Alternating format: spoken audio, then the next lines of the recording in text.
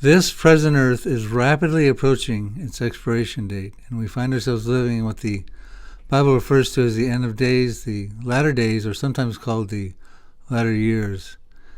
Yes, the end times is a central theme within the Bible. There are hundreds of verses foretelling of dozens of unfulfilled prophecies, and when these ancient predictions roll off their parchments, well, the world will never again be the same. But how do we actually know we're living in the end times? Well, the first telltale sign was the prophesied return of the Jewish people into the rebirthed homeland of Israel, which happened on May 14th of 1948. That's when the world hourglass made its final turn, and the end times clock began its ticking. But now we have an even greater super sign, if you will, and that sign is that all the end time signs are converging. And when they start to happen, which I believe will be soon, they'll happen in rapid succession. Folks, all the good and bad kings are in their appropriate places. Their weapons are formed, their technologies are developed, and the stage is set for the grand finale. So in this program today, the Prophecy Depot Show, we're going to look at the end times. We're going to sequence the prophecies that are yet to be fulfilled as we take a look at the last days, 12-stage timeline. So stay tuned.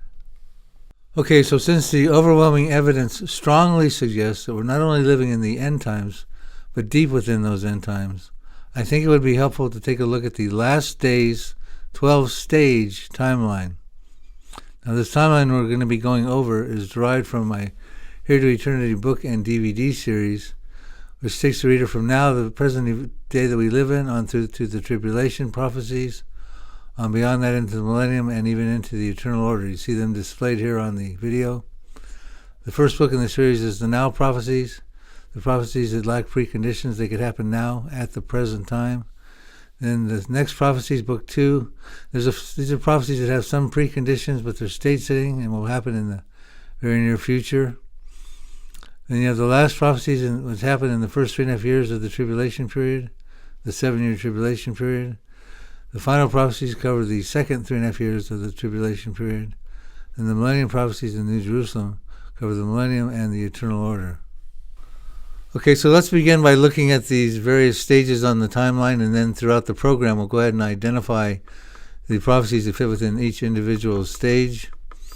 First few stages, we started with stage 1, which is where we're at presently in the church age. These are pre-tribulation prophecies. The church age will end with the rapture, when Jesus Christ comes to catch up his bride, the church, to be with him together forever. And then you have stage 3, which we get into a gap. I call it the post-rapture because it's after the rapture. But it's pre-tribulation because it's before the tribulation. It's a pre-tribulation. It's a post-rapture, pre-tribulation time gap. It's a period of unspecified time. But remember, it's not the rapture that actually starts the 7-year tribulation. It's stage 4, the confirmation of the false covenant in Daniel 9:27, confirmed by the Antichrist with Israel and the many, another signatory. And that triggers the tribulation period of 7-year tribulation, also known as Daniel's 70th week. It's often referred to as 3.5 years, or 1,260 days, or 42 months. That's the first half of the tribulation, stage 5. Then you get a midpoint of the tribulation, which a lot of events going on there. We'll identify those for you in this program. Just a lot of stuff going on there. That then you get into stage 7, which is the second half of the tribulation. Also referred to as the Great Tribulation because it's much more powerful events. The wrath of God gets poured out through the bowl judgments during this period on Christ rejecting humanity, and it's just a period of great tribulation. Then you have the second coming of Jesus Christ. He deals with the Antichrist and the armies of Armageddon. We'll get into those prophecies as well. That's stage 8. Stage 9, you actually have an interval period of 75 days. A lot of you may not be familiar with that. We'll take a look at that as well. That's sort of an interim period between the second coming and the actual establishment of the millennium, stage 10, where Jesus Christ reigns on the earth for 1,000 years, a restored earth. In stage 11, you have another unspecified period of time called the aftermath age, where you have the white throne judgment. We'll take a look at that as well. In stage 12, you have the eternal order. So there's your 12 stages. We're going to go ahead and take a closer look at those. Now here's how this Here to Eternity book series lines up with this timeline. The pre-tribulation prophecies would be through the now and the next prophecies. The last prophecies cover the first 3.5 years. Final prophecies cover the second 3.5 years of Great Tribulation. The Millennium prophecies covers the interval, the Millennium, the aftermath age, and the eternal order. Now these books also come on a thumb drive. We call it the Spiritual Survival Kit for those left behind. We'll look at that a little more as we get going through here as well. Okay, so let's take a look at where we go from here. Got a modified timeline on this display here. You see a picture of my dear friend Gary Stearman, the host of Prophecy Watchers TV. I'm going to use him as an embodiment or representative of the Christian church in the church age. What's going to happen is Jesus Christ is going to come in the rapture. Gary's going to go up, and humanity is going to be ushered into the gap period, the post-rapture, pre-tribulation gap period, which will conclude, again, it's an unspecified period of time. It will conclude with the confirmation of the false covenant in Daniel 9:27, also in Isaiah 28, verses 15. Now, this gap, some of us believe it could be months, years, maybe a few years, but probably not too long. Here's a few of the people who subscribe to this gap: Gary Stearman, Dr. David Reagan, Pastor Billy Crone, Dr. Andy Woods, Ron Rhodes. You see the list up there: Dr. Mark Hitchcock, Arnold Fruchtenbaum, Thomas Ice, Hal Lindsey, Chuck Missler, and Tim LaHaye. Now, fortunately, before Tim LaHaye went on to be with the Lord in 2016, I had an opportunity to email him and get a response on this gap. And here's what he said in his email response. Pre-trib scholars are not agreed on whether the rapture starts the tribulation. Nothing in Scripture says it does. Daniel 9:27 says the Antichrist will confirm a contract with Israel for 1 week, or in other words, 7 years, which leads me to believe that starts the tribulation. There's a high possibility that the rapture could take place prior, but only God knows how long. And when it comes to this gap period, not a lot has been studied on that. I took a deep dive into this and wrote a thesis called the Post-Rapture Pre-Tribulation Thesis. And I used this for my doctoral dissertation when I got my PhD from LBU, Louisiana Baptist University. You can find this online by searching the Post-Rapture Pre-Tribulation Gap Thesis. It's an in-depth study as to what could happen during this gap period and lead into the start of the tribulation period. It's also available in my Next Prophecies book, if you want to actually buy the book and read it inside of that. Okay, so let's move forward and put these end times unfulfilled prophecies into their appropriate time slots.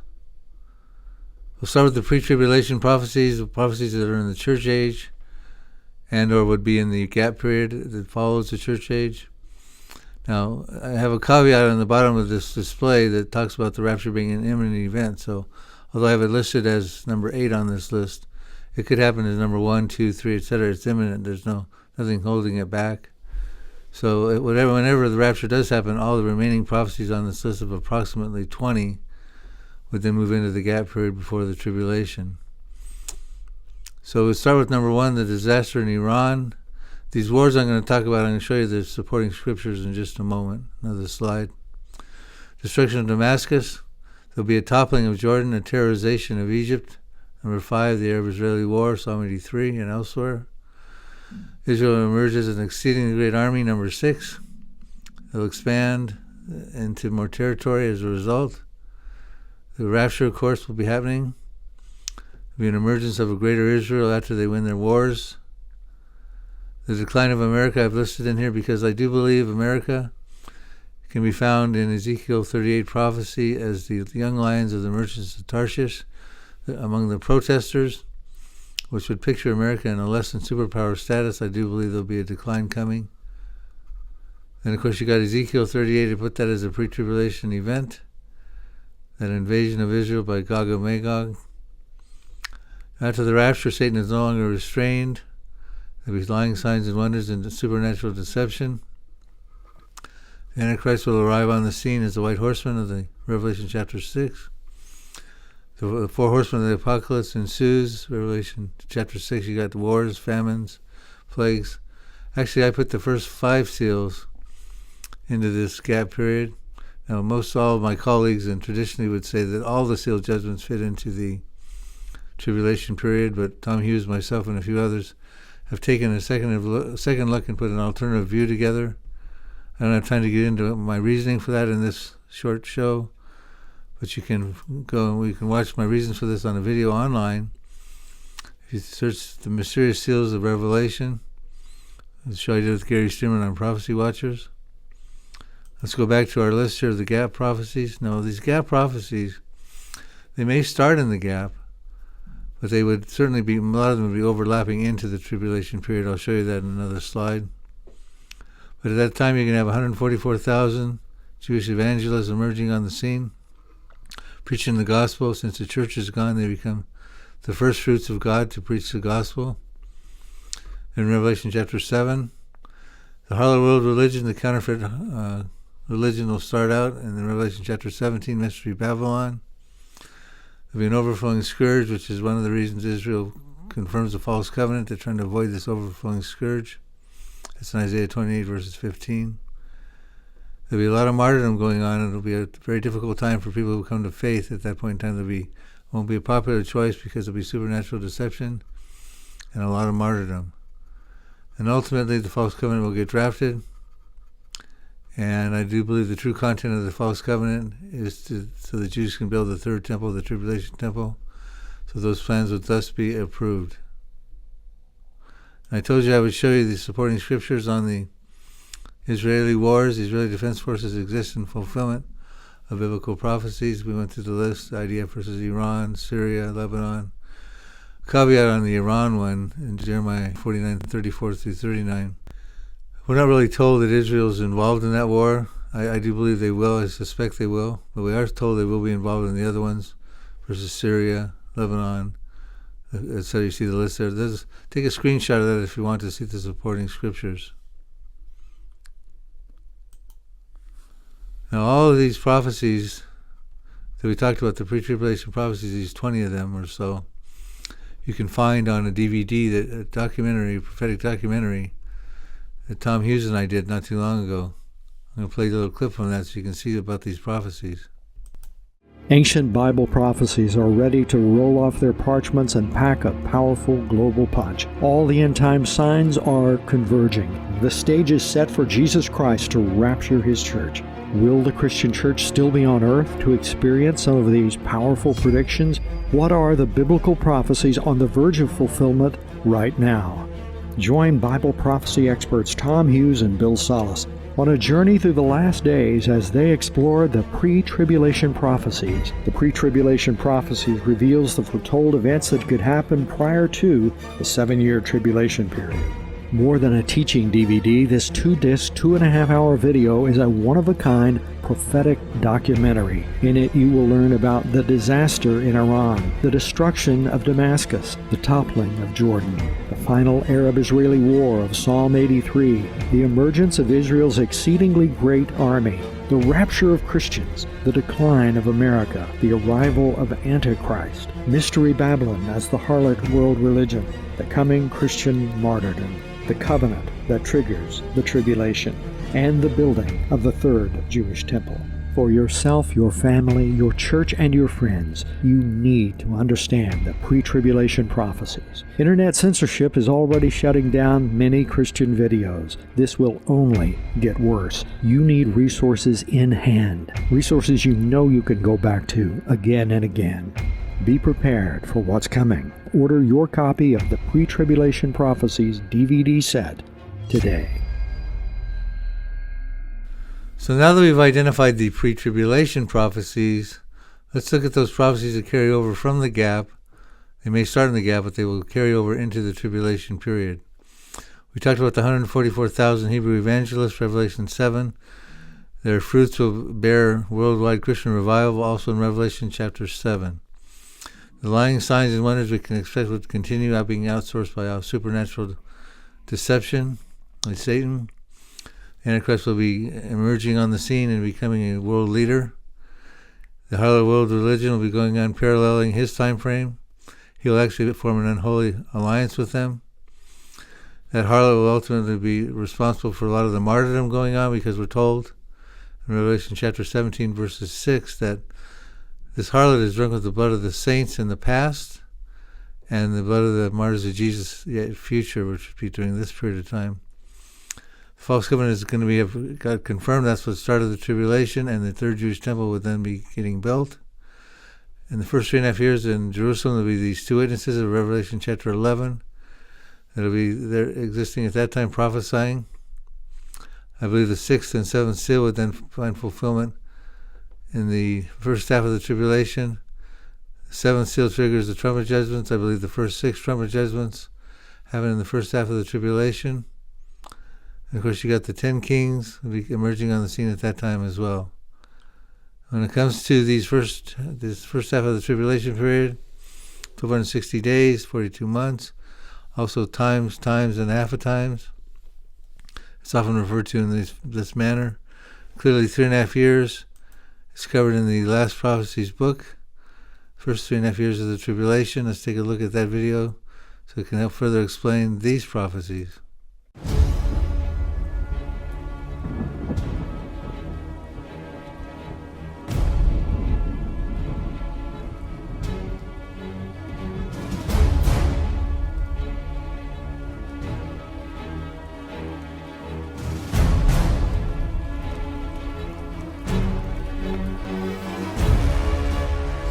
Ancient biblical prophecies are about to roll off of their parchments and pound down on the pavement, and they promise to pack a powerful global punch.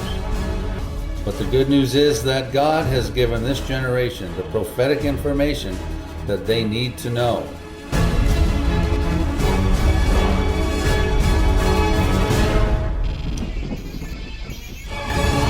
Hello. I'm Bill Salus, and I encourage you to read my book entitled The Last Prophecies. Through this book, you will discover what happens in the first 3.5 years of the 7-year tribulation period.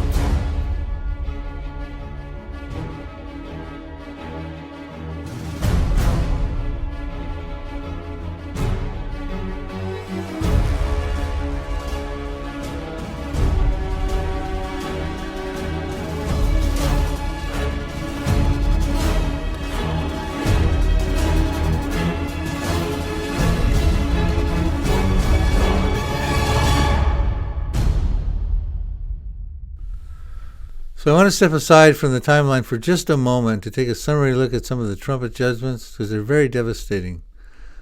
The first trumpet judgment is going to unleash hail and fire mixed with blood, but it's going to burn up 1/3 of the trees and all the green grass. The second trumpet that follows is a great burning mountain that gets thrown into the sea and destroys 1/3 of the sea creatures and 1/3 of the ships therein. The third trumpet judgment is a burning star that falls from heaven named Wormwood. It will destroy 1/3 of the rivers and turn the waters bitter and make many men die as a result. The fourth judgment is 1/3 of the sun, moon, and stars are darkened, and 1/3 of the day there's no light. Then you get into the 3 woe judgments, the 5th, 6th, and 7th trumpet. They're woe because they're worse than all the others. The first woe judgment, the 5th trumpet, is locusts are pulled out of the abyss by Apollyon, and they torment men for 5 months. Unsaved men that don't have the seal of God for 5 months. Very specific time frame. The second woe judgment, out from the river Euphrates, has unleashed a 200 million man, I believe that's demonic army. It kills 1/3 of mankind. So in the aftermath of the devastation caused by the 6 trumpet judgments, we now move into the midpoint of the tribulation. And as I stated earlier, there's a lot going on in the middle of the tribulation, starting with the 10 kings will put an end to the harlot world religion. They'll desolate it in Revelation 17, verse 16. There'll be a war in heaven between Satan and Michael the archangel, and Satan will lose, and he and his fallen angels will be cast to the earth. We're told in Revelation 12, woe to the inhabitants of the earth, because Satan knows his time is short. He knows he's got 3.5 years left according to Bible prophecy. There'll be the death and resurrection of the Antichrist in Revelation chapter 13. The Antichrist and his armies will besiege Jerusalem. That's in Revelation chapter 14. There'll be the death and resurrection of the 2 witnesses at the midpoint of the tribulation. They'll actually ascend to heaven after they resurrect. The abomination of desolation, when the Antichrist goes in to desecrate the 3rd Jewish temple, happens in the mid part of the tribulation. He sets up his image, the image of the beast. And the Antichrist declares and shows himself to be above all that's called God, all happening in the mid part of the tribulation. And he will begin his final genocidal campaign of the Jewish people. And we're told in Revelation 13:8 that 2/3 of the Jewish people will be cut off in the land. 1/3 will survive. They'll become the faithful Jewish remnant. There will be the emergence of the false prophet, and they will implement the mark of the beast, the cashless economy. That's in Revelation 13. And we have the seventh trumpet will sound and begin the third woe, judgment. Let's take a look at the time correlation between the trumpets and the prophesying for 1260 days in the first half of the tribulation of the two witnesses. We're told that the woe judgment number 1, the fifth trumpet, and woe judgment number 2, the sixth trumpet, will have transpired, and then in the aftermath, the immediate aftermath, the two witnesses will find themselves killed by the Antichrist, who will lie dead in the streets of Jerusalem for 3.5 days. Then they will resurrect and they will ascend to heaven. And then we're told after they ascend to heaven, the second woe is past. That's the sixth trumpet. Revelation 11:14 says, the second woe is past. Behold, the third woe is coming quickly. Now, the third woe is a big deal because this is when the 7 bowl judgments are unleashed. And we're told in Revelation 15 verse 1 that the bowl judgments, the wrath of God is complete in them. And here's what it says.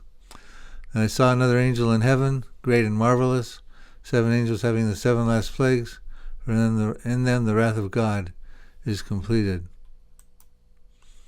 So we've looked at the first half of the tribulation, and my book, The Last Prophecies, covered that in detail. The second half of the tribulation, the Great Tribulation period, we're going to take a look at now. And that is covered in my book and DVD called The Final Prophecies. The prophecies in the last 2.5 years of the tribulation period. Before we look at those, we'll play the video on that so you can get a head start on what we're going to be talking about next. It's midway through the 7-year tribulation period, and the Jews have reinstated their ancient Mosaic law and are performing animal sacrifices in their rebuilt third temple. Worldwide, an overflowing scourge of wars, pandemics, and famines plagues the planet. Amidst the chaos, humanity cries out for help, and a one-world religion, empowered by supernatural signs and wonders, emerges and responds. Meanwhile, the beast of the book of Revelation, known as the Antichrist, emerges out of the revived Roman Empire to become the world's #1 political superhero. Then he divides the world into 10 regions and appoints 10 kings to set up a utopian society upon the earth. When it looks like things are getting better, 2 prophets preaching on the streets of Jerusalem predict that the worst is yet to come. The time has come to prepare your loved ones for the final prophecies, the prophecies in the last 3.5 years of the tribulation. Welcome to Book 4 of an End Times non-fiction series. The now prophecies, the next prophecies, the last prophecies, and now the final prophecies will escort you from now until the second coming of Jesus Christ.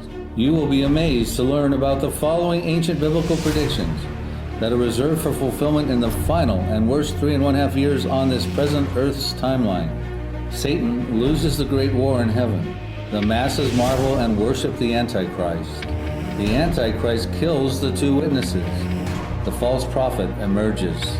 Christians are beheaded for refusing the mark of the beast. Jesus Christ returns in his second coming. This book reveals how the greatest story ever foretold ends. It explains how you can make a difference in these end times. Don't get left behind to face the final prophecies. So I said at the onset of this video that this earth is rapidly approaching its expiration date. So let's take a look now and see how that is going to transpire as we look at the tribulation prophecies of the second half of the tribulation. We'll start with the 7 bowl judgments in Revelation chapter 16. Take a look at those, a summary look, because through these bowl judgments, we were told the wrath of God will be completed. And remember, when these bowl judgments start, the mark of the beast has been implemented, and men have been taking this on their right hand or upon their forehead, participate in the Antichrist cashless society. And the first bowl judgment will induce loathsome sores on all these people who have the mark of the beast. You can see the supporting verses underneath these bowls. That's Revelation 16, verse 2. Verse 3 talks about the second bowl. Sea will be turned to blood, and the sea life therein will die. The third bowl, the fresh waters will be affected, and they'll be turned to blood. The fourth bowl will talk about scorching heat will come upon men, and they will continue to curse God and blaspheme God.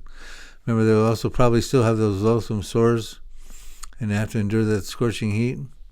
They don't repent, they curse God, they still blaspheme Him, we're told, in Revelation 16, verses 8 and 9. The fifth bowl judgment, it says the beast throne will be struck with darkness. His kingdom will go dark. I believe that would be in fulfillment of Revelation 18, the commercial Babylon that gets destroyed in 1 hour. I believe that's when his kingdom goes dark. And then in the sixth bowl judgment, in the aftermath of that, the kings of the east, probably representing China and Asian countries, will march across the dried up Euphrates, led by 3 frog-like demons, who will be bringing the kings of the earth to Armageddon. That's in the sixth bowl judgment. As they deploy toward Armageddon for the final campaign against Christ and the Jewish people, try to destroy the Jewish people at that point in time. Final aspect of his genocidal campaign. As they deploy, they'll be hit with a great earthquake, powerful hailstones, and cities throughout the world shall fall, islands shall flee, and mountains shall disappear. So now we turn our attention to the 11 stages of the Armageddon campaign. It begins with the fall of Jerusalem and the fleeing of the Jewish remnant. In Zechariah 14, we're told, in Zechariah 14, 1 through 3, that the Antichrist and the world armies will be gathered together against Jerusalem to make a siege. They will capture the city. They will ravish the women and rifle the houses. That should be stage 1 of the 11 stages. Then the Antichrist will turn his attention, it appears in Daniel 11, to go down and desolate Egypt.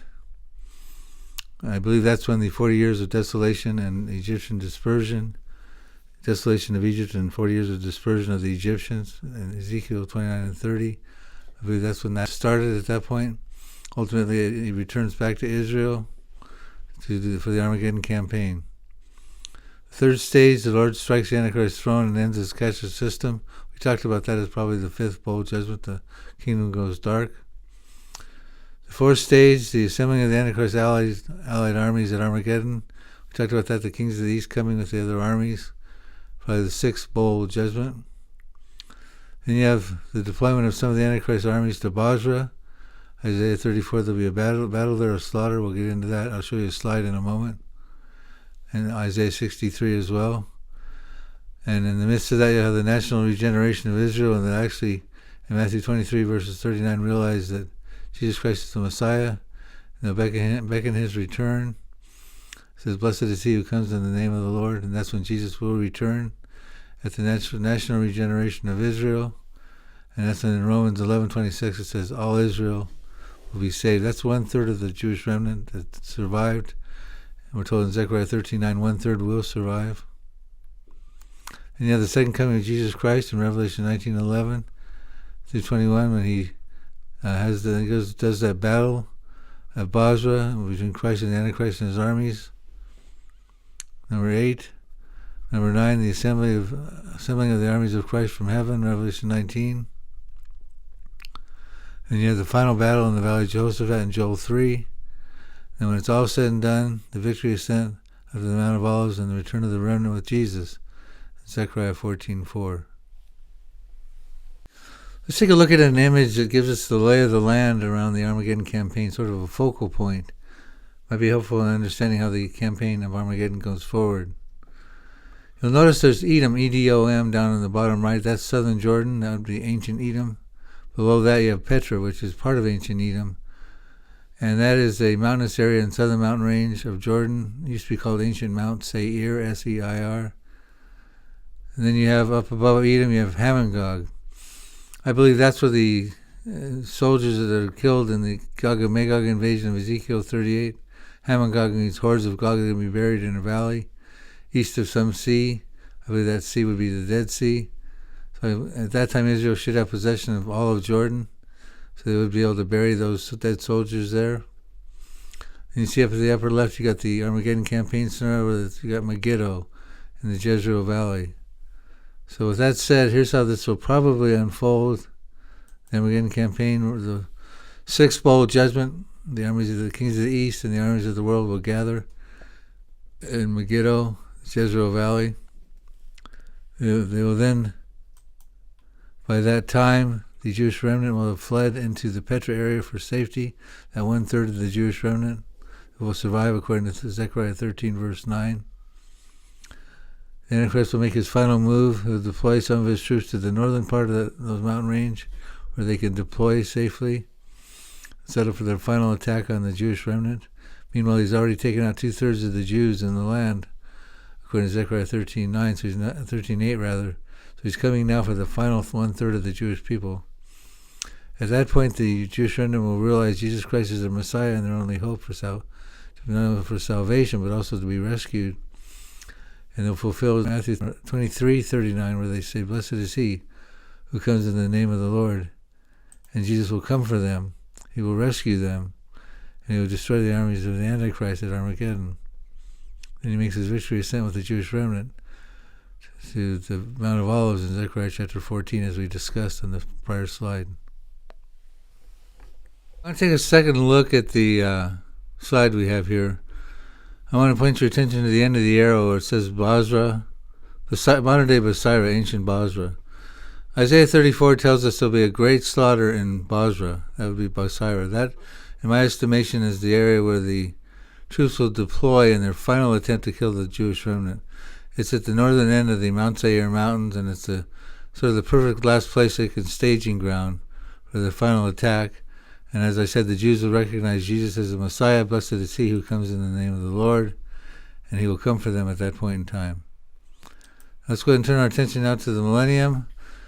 The Millennium Prophecies, a book I've written in the 4 different compartments of the Millennium. You got the 75-day interval. You got the 1,000-year Millennium. Actually, the interval is when Jesus Christ mops up the mess from the tribulation, the bowls and the trumpets and the seals, those judgments. The Millennium is when Jesus Christ will rule and reign from Jerusalem for 1,000 years on the earth, a restored earth. Then after that, the aftermath age, where Jesus judges the unbelievers at the white throne judgment. And after that, you have the eternal order, where God the Father, Jehovah, and Jesus will reign from the New Jerusalem. I'm going to play a little video on that so we can set the stage for what I'm about to talk about as we conclude this video with some good news for you believers. Jesus Christ is returning to establish his 1,000-year kingdom. He will restore the earth to Garden of Eden-like conditions. The Christian church will reign alongside its Messiah. The Millennium Prophecies and the New Jerusalem book and DVD by author Bill Salus reveals the prophecies that will find fulfillment in this incredible messianic age. Satan, the Antichrist, and false prophet will be cast into the lake of fire. Israel will expand territorially as the Jews multiply like sand on the seashore.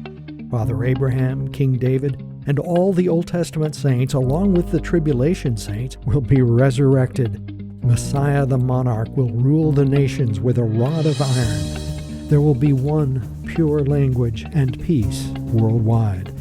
Instantaneous answers to prayers, no more blindness or deafness, and the crippled will walk. Even little children will play with the serpents and wild animals. And this is only part of the great news. Then comes the eternal order, when there will be a brand new heaven and earth with no more pain, sorrow, or death. God the Father and Jesus Christ will be present together, dwelling amongst their believers during this period, and they will dwell in a city of gold called the New Jerusalem. In these troubling times, people need a ray of hope, and that's exactly what the Millennium Prophecies and the New Jerusalem book and DVD offers. Pick up your copy today. So after the second coming, but before the start of the Millennium, we find out there's a 75-day interval that ensues where Jesus will restore the earth and many things will happen. We find that out in Daniel 12, verse 12, and here's what it says. And from the time that the daily sacrifice is taken away and the abomination of desolation is set up, that would be the mid part of the 7-year tribulation, there shall be 1,290 days. Blessed is he who waits and comes to the 1,335 days.